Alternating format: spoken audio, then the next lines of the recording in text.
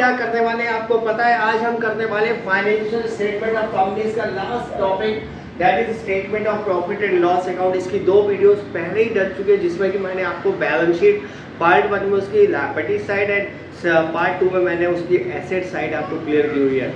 तो once again हम लोग शुरू करते हैं, बढ़ते हैं नेक्स्ट टॉपिक की तरफ, जो हमारा लास्ट टॉपिक है प्रॉफिट एंड लॉस अकाउंट। इसमें आपको करना क्या, मैं एक बार फिर से बता दूं कि आपको बनाने को नहीं आता है, आपको बस केवल याद करते हैं, ये आइटम्स याद करने, ये इंटरेस्ट इनकम है, डिविडेंड इनकम है, तो इसका हेड क्या, अदर इनकम है। जैसे रेवेन्यू फ्रॉम ऑपरेशन में क्या आता है, सेल ऑफ स्क्रैप, वहाँ पे पूछा जाएगा सेल ऑफ स्क्रैप कहाँ आता है, तो आप बताएंगे। सबसे पहले आप ये समझ लो, आपको आइटम्स याद करने, ये जो है इंटरेस्ट इनकम कहाँ आता है, ये अदर इनकम में आता है। आपको प्रॉफिट एंड लॉस अकाउंट बनाने को नहीं आएगा, बल्कि आपको जैसे ये रेवेन्यू फ्रॉम ऑपरेशन है तो इसमें क्या आता है, अदर इनकम है तो इसमें क्या आता है, ये मैं एक एक करके आपको सारा बताने वाला हूँ। बस आपको केवल उसका हेड याद करना है, अगर हेड आपसे वहाँ पे पूछा जाएगा 2 या 3 मार्क्स में, ठीक है। तो एक एक करके हम लोग चलिए शुरू करते हैं बिना टाइम को वेस्ट किए हुए। जो लोग नए हैं प्लीज़ चैनल को सब्सक्राइब कर दीजिए, क्योंकि कॉमर्स की एक्सक्लूसिव वीडियोस मिलती रहती हैं।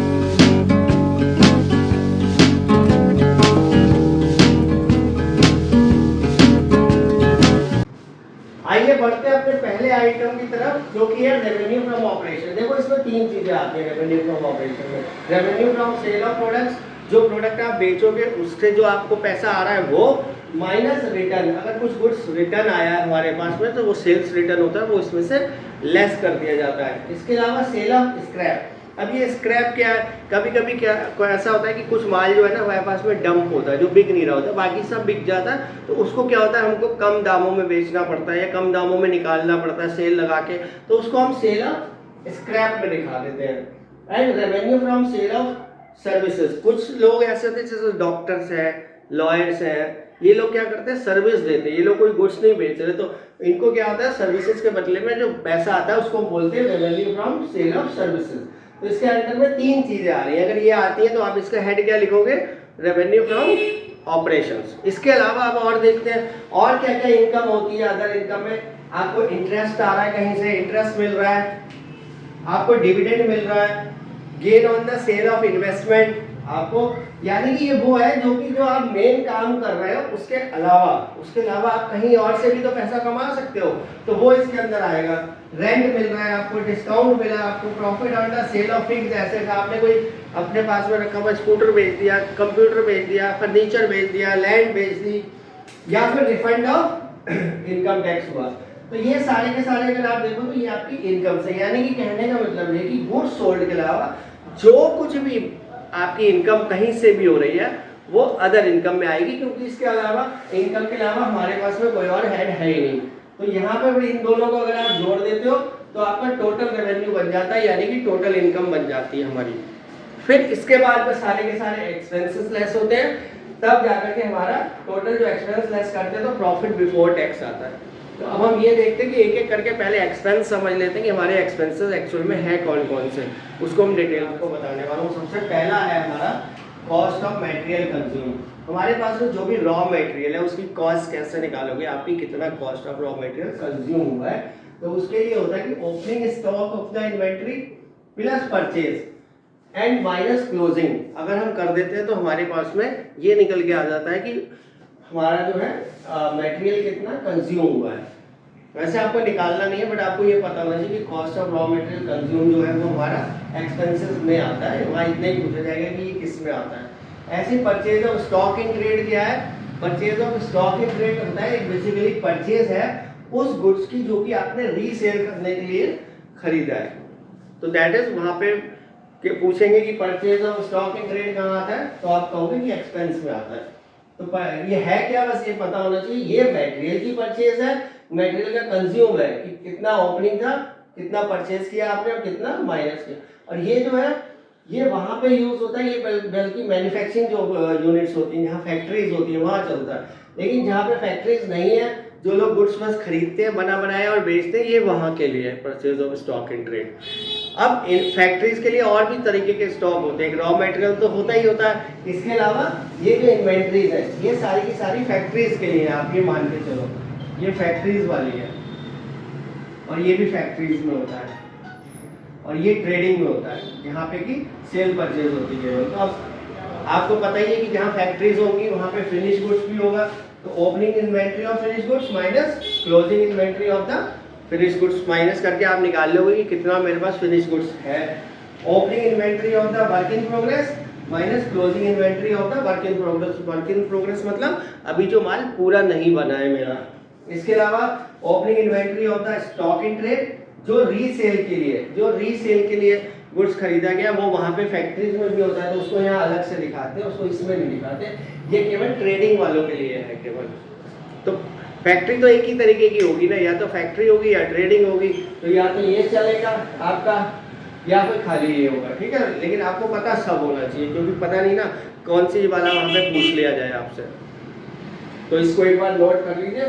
फिर मैं ये बचे हुए जो है आपके ये भी हो गया purchase of stock in trade and change in the inventory. तो अब मैं आपको ये वाले बता देता हूँ, बस बेनिफिट वाले। तो इजी है, कोई आई नहीं, ये आपने 11th में किया हुआ भी है, बस सिर्फ फॉर्मेट में लेना है और समझना है कि इसका हेड क्या है। तो हेड हम फिनिश कर लेते हैं, जिसमें कि अब हमारा एम्प्लॉयज बेनिफिट है, फाइनेंस कॉस्ट है, और इसके अलावा डेप्रिसिएशन है, अमोर्टाइजेशन है और अदर एक्सपेंसेस है। लेकिन इसके अंदर आप एक चीज देख लो, यहाँ पे अब थोड़ा सा आपको ध्यान देना पड़ेगा, क्योंकि बहुत सारे आइटम्स आ रहे हैं, उसमें इतने सारे आइटम्स नहीं थे पिछले वाले उसमें पार्ट में। तो जैसे एम्प्लॉइज बेनिफिट में क्या क्या है, देखो आप नाम से वैसे इसका तो फिर भी पहचान लोगे आप, वेजेस है, सैलरीज है, बोनस है, इसके अलावा लीव एनकैशमेंट है। अगर वो लीव नहीं ले रहे हैं, बाद में चाहते हैं पैसे इकट्ठा मिल जाए, तो लीव एनकैशमेंट होता है। कॉन्ट्रीब्यूशन टू पीएफ यानी कि प्रोविडेंट फंड में पैसा जा रहा है उनका, एंड प्रोविजन फॉर ग्रेचुटी, ये भी एक उनको स्कीम दी जाती है। अगर वो 5 साल तक आपके यहाँ पे काम कर लेते हैं तो ग्रेचुटी दी जाती है। स्टाफ वेलफेयर एक्सपेंसेस जैसे कैंटीन वगैरह, medical expenses. Employ stock on an option plan scheme होती है, जिसमें कि एम्प्लॉयज को ये ऑप्शन दिया जाता है कि अगर कंपनीज के कुछ शेयर्स वो लेना चाहते हैं, जब शेयर्स इशू होते हैं तो पहले उनको ऑप्शन दिया जाता है, तो वो लेते हैं। तो ये सारा फिर भी पता लग रहा है कि एम्प्लॉयज से ही रिलेटेड है, एक तरीके से देखा जाए तो आप इजीली पहचान लोगे। डेप्रिसिएशन जो है वो टेंजिबल एसेट्स की जब वैल्यू कम होती है, यूज़ करते हैं, जैसे कार है, फर्नीचर है, कंप्यूटर है, इनको अगर आप यूज़ करोगे तो इनकी वैल्यूज कम होती है, तो वो टेंजिबल एसेट्स पे लगता है। टेंजिबल मतलब जो दिखाई दे रही हैं हमको, जिनको हम देख सकते हैं। इंटेंजिबल एसेट्स में उसी चीज को डेप्रिसिएशन को वर्ड यूज किया जाता है, दैट इज कॉल्ड अमोर्टाइजेशन। जैसे गुडविल है, पेटेंट है, कॉपीराइट्स है, इन सब चीजों के ऊपर जो यूज होता है that is called the amortisation. अब यहाँ पे फिर थोड़ा सा ध्यान दो आप, फाइनेंस कॉस्ट। अब यहाँ फाइनेंस कॉस्ट है, इसको फिर थोड़ा सा आपको ध्यान देना पड़ेगा, यानी कि फाइनेंस से रिलेटेड है। वो इंटरेस्ट पेड, चाहे वो किसी भी चीज को, बैंक ओडी पे है, लोन पे है, कैश क्रेडिट पे है, वो सारा का सारा इसमें आएगा। अदर कौन सी फाइनेंस कॉस्ट होती है, जैसे डिस्काउंट है, loss on the issue of shares हुआ है। इसके अलावा देखो आप, लोन प्रोसेसिंग चार्जेस है, गारंटी चार्जेस है, कमीशन चार्जेस है, कमीशन पेड और डिपॉजिट मोबिलाइजेशन। ये तो बहुत ही ज्यादा ध्यान रखना, आपने बहुत ज्यादा इसका पता ही नहीं चलता है कि कहाँ पे आएगा, अगर ये आता है तो commission paid on the deposit mobilisation. तो ये इतने सारे इसके अंदर। अब जो बचे हमारे अदर एक्सपेंस जो कहीं नहीं आ रहे, ये सब सुने हुए हैं आपने, 11 पे हमेशा आते ही आते थे, लेकिन जो अब इसमें से कहीं नहीं आएंगे वो सारे के सारे अदर एक्सपेंसेस में आएंगे। जैसे कैरिज इनवर्ड आपने बहुत सुना होगा, carriage outward, freight, manufacturing expenses, rent, rate, tax, bank charges, entertainment expense, discount allowed, bad debt expenses, courier charges, internet charges, ये सारे के सारे इसमें आएंगे। अब जो कहीं और नहीं है। कभी कभी बैंक चार्जेस जरूर कंफ्यूज हो जाता है कि आदमी यहाँ लिख देता है बैंक चार्जेस, आपको यहाँ पे नहीं लिखना है, कोई बच्चे ये कर देते हैं, तो आपको ये नहीं करना है। तो इस तरीके से ये सारे के सारे हमने जो किए ही है, आपको केवल इनके पूरी वीडियो में जितना बताया, बाकी बुक्स आपके पास में, आप उससे उसको रिवाइज करिए और अच्छे से लर्न कर लीजिए, ताकि कोई भी आपका गलत ना हो। मिलते हैं नेक्स्ट वीडियो में, जो कि फाइनेंशियल स्टेटमेंट ऑफ एनालिसिस, जो कि थ्योरेटिकल पार्ट है, वो एक ही वीडियो में 1 शॉट में क्लियर हो जाएगा। टिल देन जो नए हैं चैनल को सब्सक्राइब कर दीजिएगा, सो डैट कि मेरी सारी वीडियोज़ आपको मिलती रहे कॉमर्स से रिलेटेड हर। और अगर कुछ आपको और अपनी तरफ से भी कुछ ज़रूरत है, कुछ समझ नहीं आ रहा है, तो आप मेरे को कमेंट बॉक्स में बता सकते हैं, वो मैं